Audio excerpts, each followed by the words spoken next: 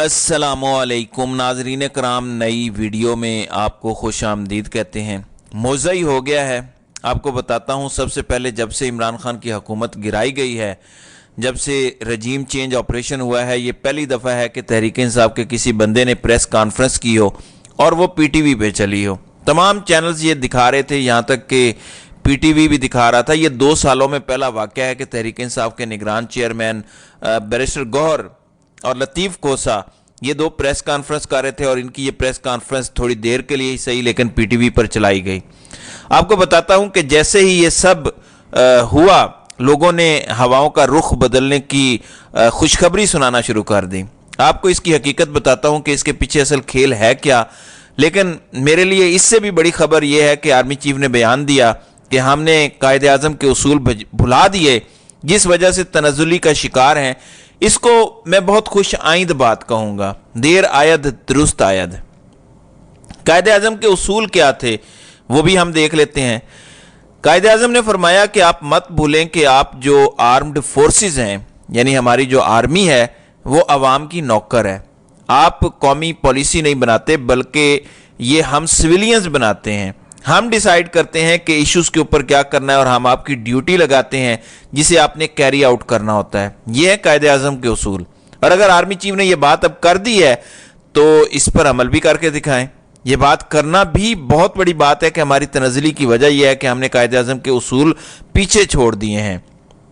कायदे आज़म ने अपनी पाक फौज को वाज़ेह तौर पर लाए अमल दिया था कि आपने क्या करना है, आप अवाम के नौकर हैं, पॉलिसी सिविलियंस बनाएंगे और जो वो आपको ऑर्डर देंगे आपने उसको इम्प्लीमेंट करना है। आप पॉलिसी नहीं बनाते, पॉलिसी साजी से फौज का कोई ताल्लुक नहीं है। ये है वो बुनियादी उसूल। अगर इस पे आर्मी चीफ ने अमल करने का फैसला कर लिया है तो मैं आपको गारंटी देने को तैयार हूं कि मुल्क ज़रूर तरक्की करेगा। कौम इसी इंतज़ार में है कि कभी कोई कायदे आज़म के इन उसूलों पर अमल हकीकी मानों में करना शुरू कर दे, इस मुल्क में हकीकी जमहूरियत आए और लोग आज़ादी से सुख का सांस ले सकें।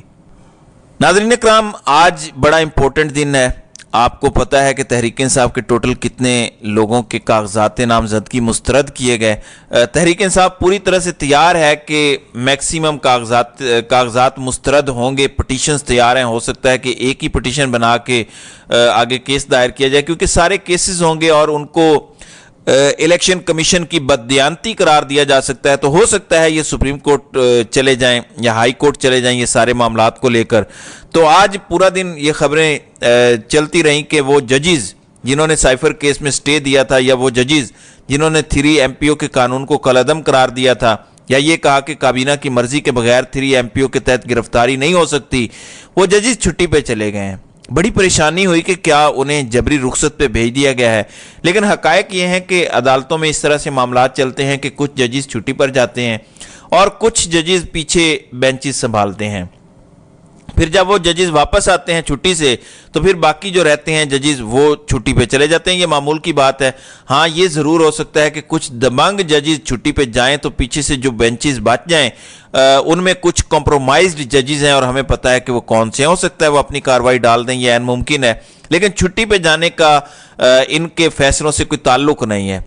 अब नाज़रीन इकराम, दोबारा वापस आते हैं कि हुआ क्या है। PTV पे कैसे तहरीक इंसाफ की प्रेस कॉन्फ्रेंस खा थोड़ी देर के लिए ही सही जियो दिखा रहा है, PTV दिखा रहा था। ये मौजज़ा यानी PTV और PTV 2 दोनों दिखा रहे थे और इस हवाले से 2 आरा पाई जाती हैं। मैं आपको क्लियर आगे बताऊंगा। एक ये है कि शायद कोई बातचीत हुई है, क्योंकि इमरान खान ने तहरीक इंसाफ की चेयरमैनशिप छोड़ दी है, जो कि वाहिद मुतालबा था शुरू से। तो इमरान खान ने कुर्बानी दी है ख़वातीन के लिए जो जेल में हैं, जो लोग अभी तक मुसीबत में हैं। कोई फ़ौज की कैद में है, कोई पुलिस की कैद में है, किसी का घर तोड़ा जा रहा है। तो इमरान खान ने जो चेयरमैनशिप की कुर्बानी दी है और निगरान चेयरमैन मुकर्रर किया है इलेक्शन के दौरान, शायद फैसला साजों को लगता है कि इससे उनके वोट बैंक को फ़र्क पड़ेगा। तो इसके बाद शायद थोड़ी बहुत कुछ नरमी की जाएगी। खदीजा शाह रिहा हो चुकी हैं, शायद कुछ और ख़वातीन भी रिहा हो जाएं। एक राय ये पाई जाती है, मैं आपको बताता हूं कि हकायक हैं क्या। एक और राय भी पाई जाती है कि क्योंकि तहरीक इंसाफ ने पटिशन्स की हुई हैं अदालतों में, सुप्रीम कोर्ट में पटिशन है कि लेवल प्लेइंग फील्ड नहीं मिल रही, तो शायद वहां सबूत के तौर पर कल अटॉर्नी जनरल जब अगली पेशी पे लेके जाएंगे कि देखें ہم تو ان کو پریس کانفرنسز تک پی ٹی وی پہ چلا رہے ہیں، تو ان کو تو لیول پلینگ فیلڈ دی ہوئی ہے۔ اس طرح کی باتیں دکھانے کے لیے یہ کیا جا رہا ہو کہ یہاں تو کوئی تعصب نہیں ہے، کیونکہ ججز کے ریمارکس بڑے سخت آ رہے ہیں، نگران حکومت کے حوالے سے بڑے سخت ریمارکس آئے ہیں، میاں گل حسن اورنگزیب کے بڑے سخت ریمارکس آئے۔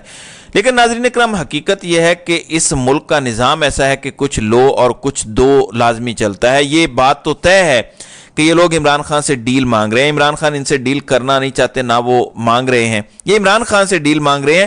ان کو عمران خان سے کچھ گارنٹیز چاہیے، یہ چاہتے ہیں عمران خان سسٹم سے کچھ عرصہ باہر رہنے کے لیے راضی ہو جائیں، ایک ایکسٹینشن تک راضی ہو جائیں، وہ سسٹم سے باہر رہنے کے لیے، صرف یہ مرضی ہے۔ تو اس میں کوئی دو رائے نہیں ہے، یہ عمران خان سے ایکسپیکٹ کرتے ہیں یا directly indirectly N R O مانگ رہے ہیں۔ کوئی اس کو تسلیم کرے نہ کرے، کوئی ایڈمٹ کرے نہ کرے، یہ بات 100% درست ہے، کیونکہ جس طرح سے حالات بنے ہوئے ہیں، الیکشن سر پر پہنچے ہیں، الیکشن کو تو اب کور کمانڈر کانفرنس میں کہہ دیا گیا ہے کہ ہم سیکیورٹی دیں گے، اس کے بعد پیچھے ہٹنا آسان نہیں ہوگا سیکیورٹی کے نام پر۔ لیکن اگر دہشت گردی بھی ہو جاتی ہے تو غیر معینہ مدت کے لیے تو الیکشن ملتوی نہیں ہو سکتے، سر پہ کھڑے ہیں الیکشن، اور تحریک انصاف ایک سونامی بن کے کھڑا ہے اس گندے نظام کے سامنے، اور پتہ ہے کہ یہ سونامی سب کچھ بہا لے جائے گا، یہ سب کو نظر آ رہا ہے۔ اس کو کہتے ہیں سی بی ایم، یعنی کانفیڈنس بلڈنگ میئرز، شاید عمران خان کو بتانے کے لیے کہ ہم کچھ نرمی کرنے کو تیار ہیں، پارٹی آپ کی الیکشن لڑے گی، آپ تھوڑا سا سٹانس ٹھنڈا کر لیں۔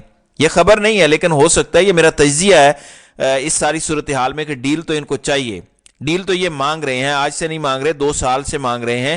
کوئی رابطہ ہو ڈائریکٹ یہ ضروری نہیں ہے، کوئی نہ کوئی بندہ بغیر بتائے مشورے دیتا ہے آ کے کہ یہ کر لیں، کسی ملاقات کرنے والے سے ملاقات کی جاتی ہے کہ جا کے یہ بات کرو، پھر وہ بات پہنچا دی جاتی ہے، تو اس طرح کے معاملات چلتے ہیں۔ آپ یہاں سے اندازہ لگا لیں کہ محمد علی دورانی بھی نون لیگ کے حوالے سے کس طرح کی باتیں کر رہے ہیں، جو اسٹیبلشمنٹ کے ہمیشہ سے پیغام رساں اور نمائندہ رہے ہیں کہ نون لیگ کا تو کوئی گراؤنڈ پر وجود نہیں ہے۔ جب یہ لوگ ایسی باتیں کرنا شروع کر دیں تو پھر آپ خود ہی سمجھدار ہیں کہ معاملات کس طرف جا رہے ہیں۔ عمران خان گو کہ اس سسٹم کو قبول نہیں ہے، لیکن ایک ایسا سسٹم جس کو عمران خان قبول کر لیں، یہ بڑا ضروری ہے۔ عمران خان کی قبولیت کہتے ہیں نا، عمران خان کی قبولیت نہیں ہے، یہ سسٹم تب تک نہیں چل سکتا جب تک عمران خان کو قبول نہیں ہوگا، یہ ہے گراؤنڈ ریالٹی۔ تو اصل میں سسٹم عمران خان سے قبولیت کا تقاضا کر رہا ہے، شروع سے یہی ڈیمانڈ تھی، کچھ کبھی مشورے آ رہے تھے کہ آپ 3 سال کے لیے نواز شریف کی حکومت تسلیم کر لیں، پھر 2 سال کے لیے تسلیم کر لیں، اس طرح کی باتیں کی جا رہی تھیں بیچ میں۔ تو بنیادی طور پر راؤنڈ اینڈ راؤنڈ کھیل ایک ہی ہے۔ در حقیقت عمران خان کی ہاں چاہیے، وہ ہاں نہ ملی تو سسٹم آگے بڑھ نہیں سکتا۔ جو پریشان کن بات اب آئی ہے ایک اور، وہ یہ ہے، کہا گیا کہ پاکستان کے پاس 4 کھرب ڈالر کے گرینائٹ کے ذخائر ہیں۔ اس نے مجھے بڑا پریشان کیا ہے۔ دنیا آئی ٹی کی طرف جا رہی ہے، سائنس اینڈ ٹیکنالوجی کی طرف جا رہی ہے، اور ہم آج بھی سوچ رہے ہیں کہ معیشت ہم ایسے چلائیں گے کہ ہمارا کوئی پہاڑ ہوگا، وہ کسی بڑی کمپنی کو ہم دیں گے، وہ یہاں سے نکالیں گے، لے کے جائیں گے، تو ہمارا بھی تھوڑا سا پروفٹ ہمیں دے دیں گے، اور ایسے ہم ملک چلا لیں گے۔ وہ زمانے چلے گئے ہیں کہ آپ کو اندازہ ہے کہ سعودی عرب بھی اب تیل سے ہٹ کے سوچ رہا ہے۔ یہ جو نیوم سٹی کا سارا سیٹ اپ ہے، یہ جو بن رہا ہے، یہ کیا ہے؟ یہ اپنی معیشت کو تیل سے ہٹا کے ٹورزم اور ایکسٹرا آرڈنری لیونگ سٹائل اور اس سب میں ڈھالا جا رہا ہے۔ بڑے بڑے ممالک اب تیل، گیس، کوئلہ اس سے ہٹ رہے ہیں، اور وہ اپنے ذرائع آمدن مختلف ذرائع سے حاصل کرنے کی پلاننگ کر رہے ہیں، لیکن ہمارے ہاں ریورس گیئر لگا ہوا ہے۔ پچھلے 75 سالوں سے یہ پہاڑ بھی ادھر ہیں، یہی ریکوڈک کا سونا ہے، یہی تانبا ہے، یہی گرینائٹ ہے، یہی پنک سالٹ ہے، یہی سب کچھ ہے۔ تو آج تک پاکستان کے سارے مسائل کیوں حل نہیں ہوئے؟ اگر اتنے زیادہ ذخائر ہیں، آپ پاکستانی قوم کو بتائیں، لاکھوں لوگ جا کے یہ سارا کچھ خود نکال لیں تاکہ ملک ترقی کرے، لیکن یہ اتنا آسان نہیں ہے۔ کوئی بھی انویسٹمنٹ یا کوئی بھی ترقی، خوشحالی کی طرف جانا ہے تو ملک میں سیاسی استحکام اور قوم کی قانون کی بالادستی ہونی چاہیے۔ جب تک یہ نہیں ہوگی، آپ کے کھربوں کے ذخائر آپ کو فائدہ نہیں دے سکیں گے۔ افریقہ سے زیادہ امیر کوئی کانٹیننٹ نہیں ہے جہاں پہ سونے اور ہیرے کی کانیں ہیں، لیکن آپ ان کی حالت دیکھ لیں تو صرف ذخائر میٹر نہیں کرتے، اس کے لیے ایک منصفانہ سسٹم چاہیے جو بغیر صاف شفاف الیکشن کے آ ہی نہیں سکتا، کیونکہ یہاں سے تو بنیاد پڑتی ہے جمہوریت کی اور شفاف سسٹم کی۔ تو مجھے اس پر پریشانی ہے کہ اگر یہ سوچ ہے کہ معیشت ایسے چلانی ہے اپنے اثاثے بیچ کے، تو یہ تو ڈنگ ٹپاؤ پالیسی ہے۔ اثاثے تو ختم ہو جاتے ہیں، پھر ملک کا کیا ہوگا؟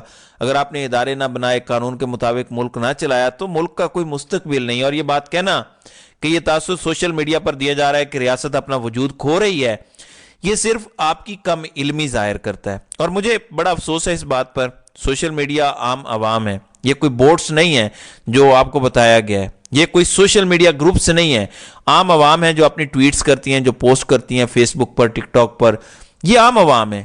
ان کی بات کو سمجھیں اور اس کے مطابق پالیسی بنائیں۔ اگر آپ کو بنیادی چیز ہی نہیں سمجھ آ رہی کہ یہ عوام ہے، تو آپ پالیسی کیسے اچھی بنا سکیں گے؟ اس پر فیصلہ سازوں کو ضرور غور کرنا چاہیے۔ تو ناظرین کرام، آپ کی اس ویڈیو کے حوالے سے کیا رائے ہے؟ آپ اپنی رائے کا اظہار کامنٹ سیکشن میں ضرور کیجیے گا۔